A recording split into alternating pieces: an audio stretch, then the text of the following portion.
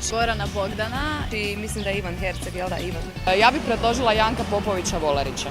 Ili čak Gorana Naovića, iako znam da se on udebljao, ali nema veze i dalje ima nešto. Goran Višić. Gorana Bogdana. Ili Gorana Višića. Ivan Herceg, mislim da bi mogla, da. 3 Gorana, mislim da imamo dobre Gorane.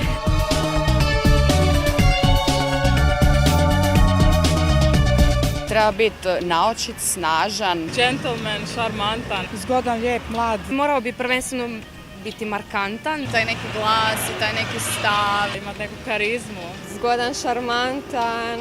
Samozatajnost, što mislim da oni oba dvoje imaju.